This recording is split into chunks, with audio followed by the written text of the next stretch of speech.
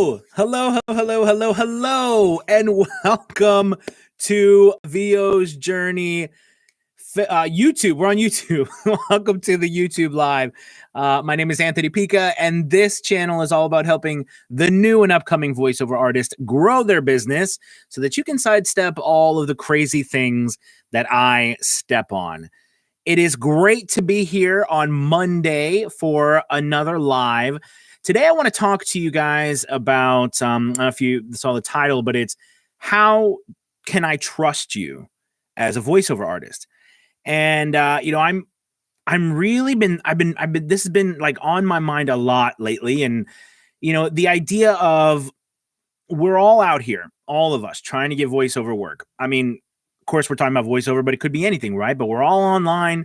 We're all trying to get work. How do people trust us?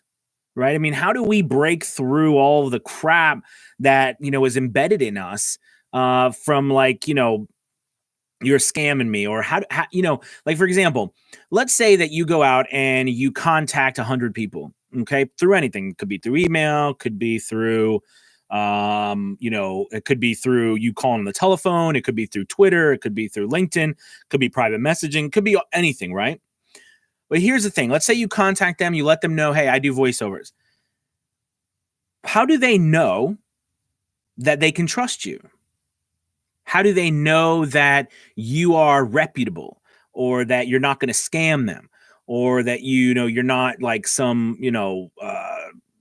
amateur hour, that you don't have any business business promises, like you deliver on time, refund policy, good customer service, et cetera, et cetera. So why is all this important? To answer that question, right? Well, I think it's important because so many of us, if not the majority of us, we are working by ourselves. We are trying to get people to buy our services, but we are going about it in a way in which we are expecting people to extend trust to us before they even know us. Okay? We are expecting people to purchase from us because we have a service. All right. And we might sound good, but that's it. We're just expecting them to extend that olive branch to say, you know what? I'm going to give this person a chance. I don't know them. I have no idea what they stand for. I don't know what their business is about, but I'm going to give them a chance because I'm feeling generous today. Well, that's not going to work. And I think this is why a lot of us entrepreneurs, solopreneurs, having issues getting work or even knowing where to go. So an obvious logical thing would be, how do I even begin to build this trust? Is it a good use of my time? Or is there another better way to do that? Is this really going to bring in business? Is there somewhere else to go? Well, let's talk about platforms, right? Because, Fiverr is a big platform. ACX, Upwork, Voices, all of these platforms that you can go to get voiceover work have built a name for themselves.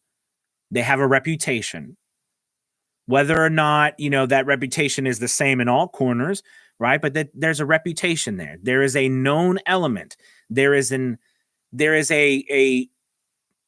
idea of safety, meaning that it's going to be safe for me to go to one of these platforms, purchase from them, knowing that millions and millions and millions and millions of other people have purchased from them, right?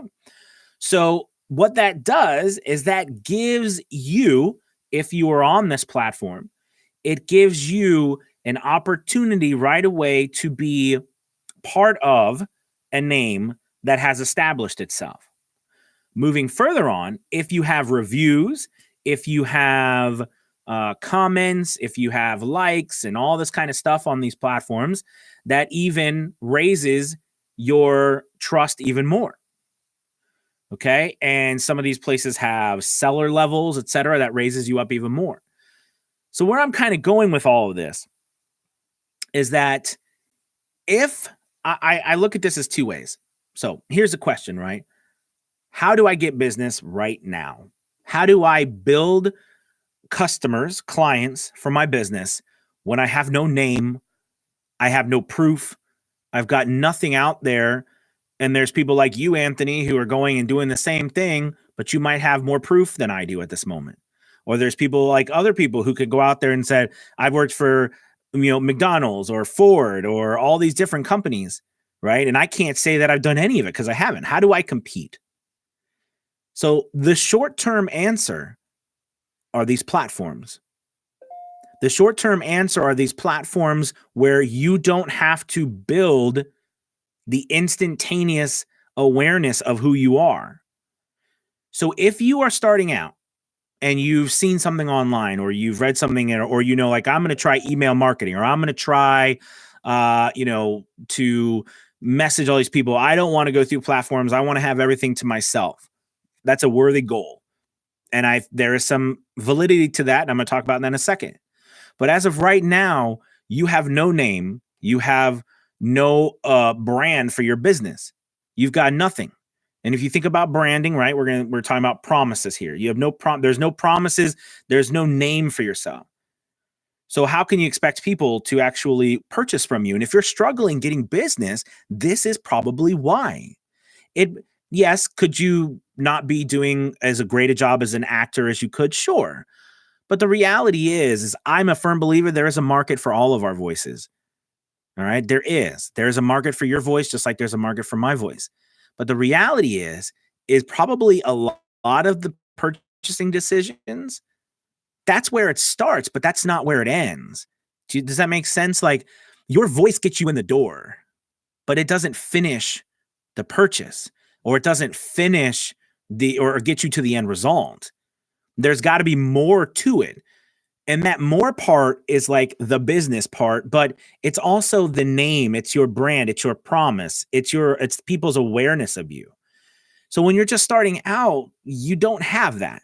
So the best thing for you to do is to go places where there is a lot of attention, a lot of stuff going on. All right. Like sites like ACX. All right. Like I said, Fiverr. Voquin is up and coming. And Voice Bunny, voices.com, Voice123, all these places, they have a lot of attention. They have people there. Some are better than others. That's another thing too. Some have a different name for different types of people. They've targeted different people. You need to think about these things. This is something that should be on your mind. Remember, your biggest job is to get work. So finding where the work is and figuring out how to get it, that should be always your main focus. Everything you do after that is meant to support that. But let's say at this point, you're like, okay, great. I'm going to join a platform. And by being on that platform, I put up a Fiverr account. All right. I'm moving along. It's slow. Maybe, hey, Anthony, I took your course. I'm getting some orders now. I'm excited. But let's say that, I want to start building my business off of a platform. I want to start gaining work and clientele. How do you do that? Okay. Well, if you stop and think about the platform that you're on, what have they done in order to get that name? Think about it. What have they done? They have branded themselves. They have branded their business, meaning that they have put out content into the ether or the social media land.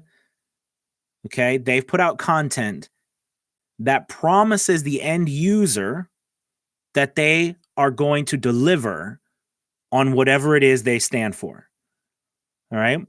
Think of Fiverr. I mean, when I think of Fiverr, I know right away, Fiverr is for entrepreneurs. It's for solopreneurs who want to work with other professionals, but maybe they don't have $1 million budget to go hire an ad agency who then hires, union workers from XYZ and all this stuff to do 10 different things.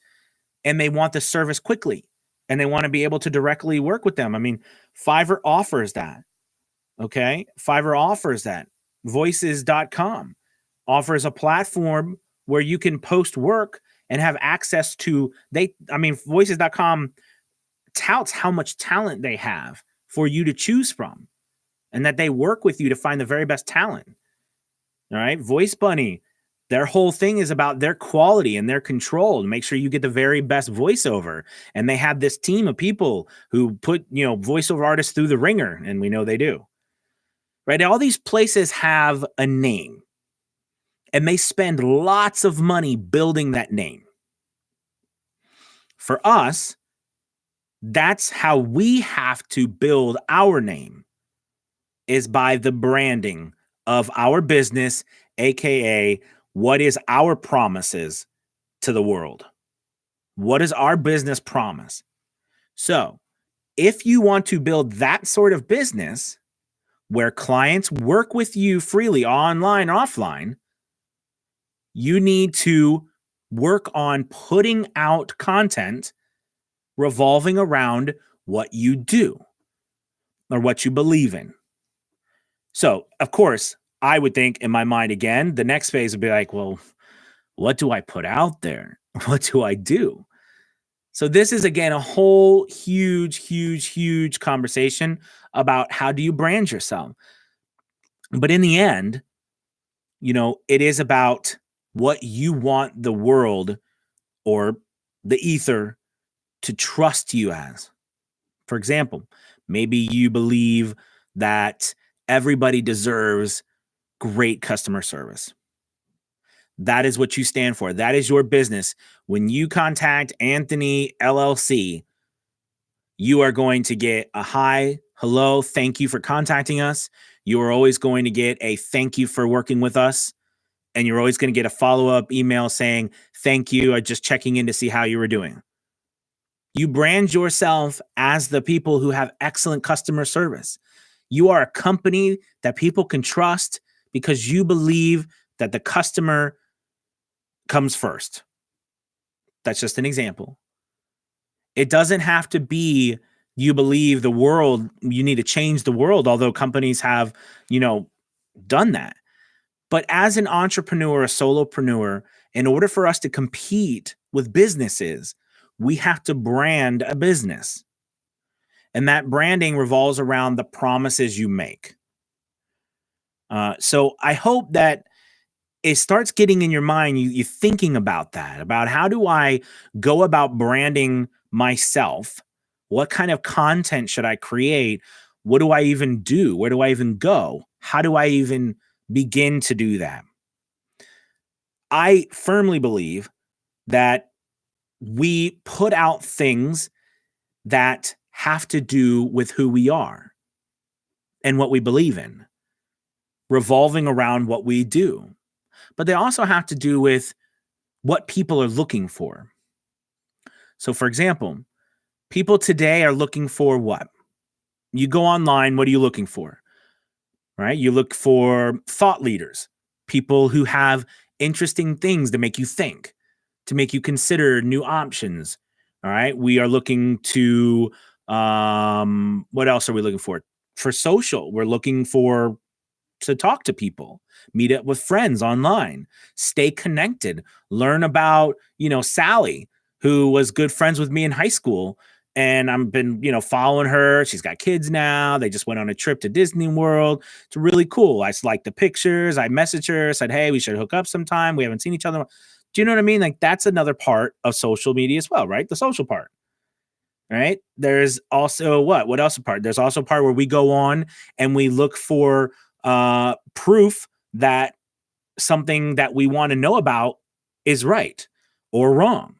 We look for evidence of reviews for products, or we look for advice. Okay? So we look for advice. These are things that people are looking for.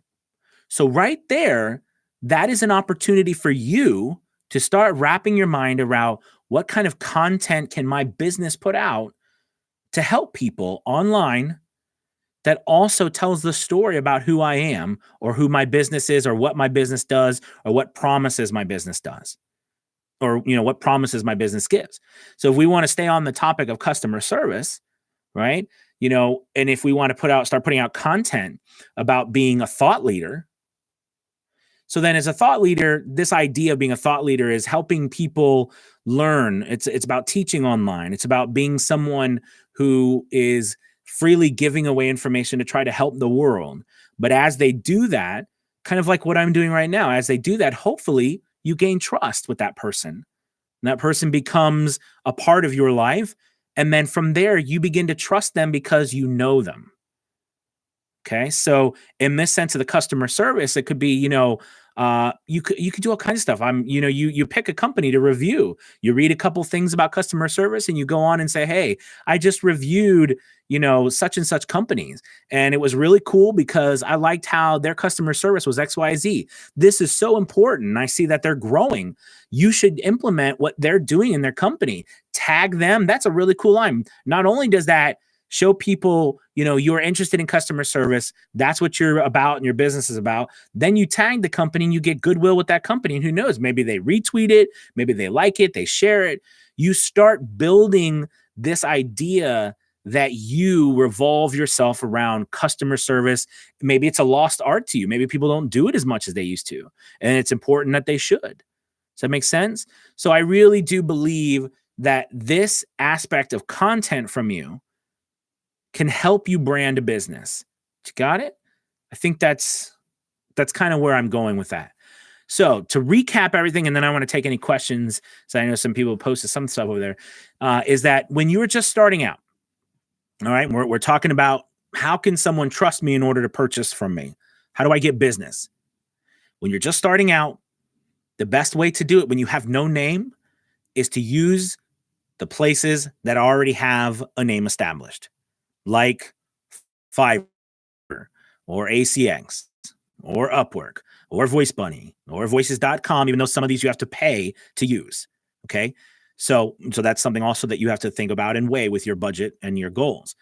But these places have names and brands built, so people are already going to them because they trust that that website has a system set up that will be able to lead them to an end result without a scam or screwing up, even though that does happen sometimes. But that's what the promise is of these sites.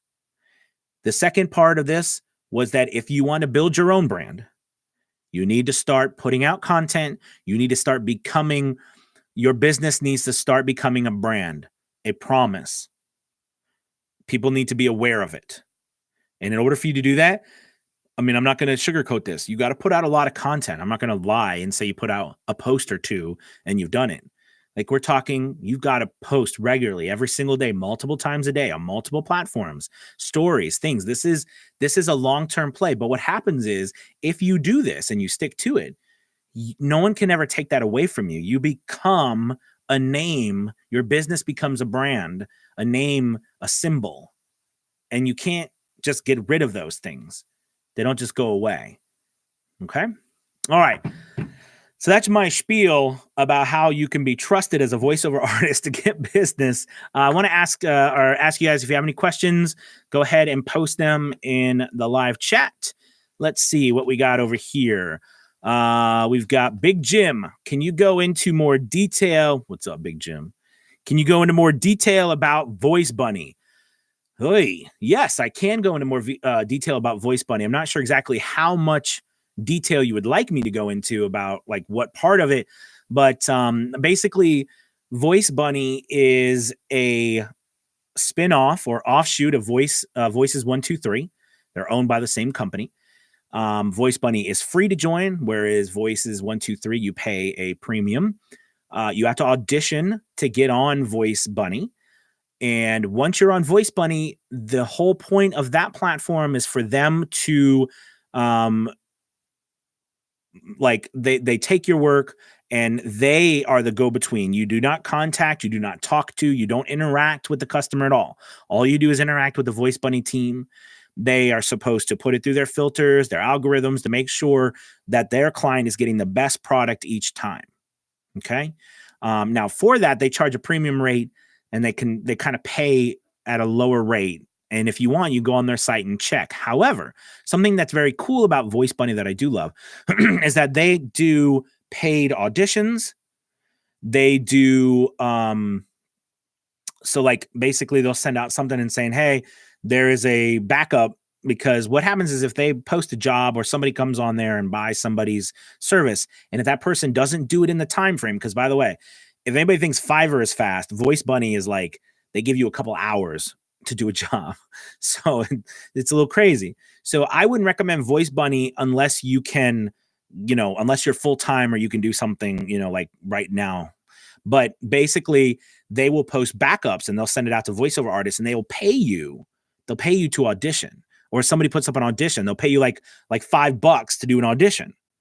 And whether you get hired or not, you get that $5 if they accept you. All right. They also have these things called speedies, which means that if you're the first person to click on it, you can do the voiceover, send it to them. And if they accept it, even if the client doesn't accept it, but if Voice Bunny accepts it, they'll pay you. They're usually less because of that, but it's money. And then there's, of course, you can be booked on that platform. All right. And you can, so that's an interesting platform in the fact that no other place pays you up front like Voice Bunny does. But because of that, they do have really strict requirements. So it's something that, you need to play around with and not get discouraged if they keep kicking your stuff back saying you got reverb. They're famous for that. Okay. But if you got your stuff dialed in right, you can get there. Okay. Awesome. Good question. All right. Let's see. Ben says people are looking for ease to save time. Lots of people have a now mentality. I mean, that's true.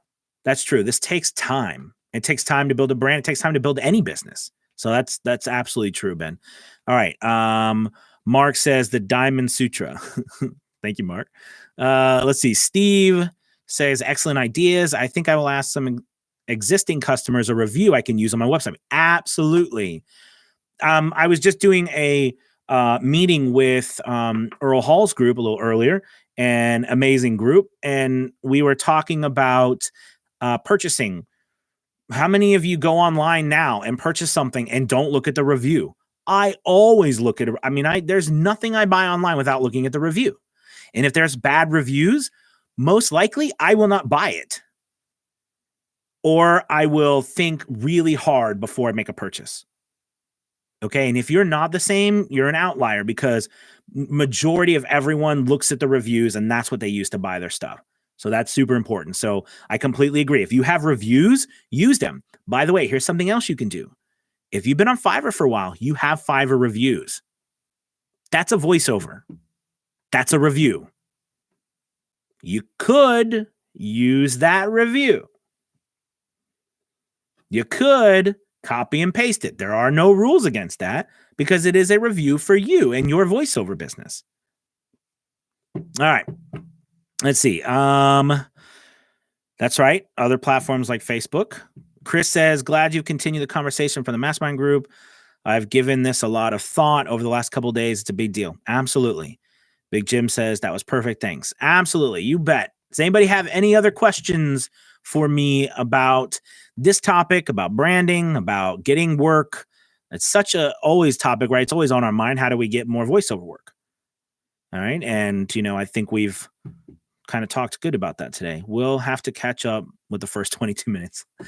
All right, you guys. I hope this has been helpful. Thank you so much for watching. As always, I will see you tomorrow at 1 p.m. Make sure you like, follow, share, all that jazz. By the way, if you haven't checked out a VO's Journey podcast, check that out. I think you'll really like it. We have a whole bunch of episodes, over 100. We have interviews with people like Bill DeWeese and Sean Pratt and stuff, and more interviews to come and all kinds of stuff. So it's a really, really awesome podcast. I think you can find the link below.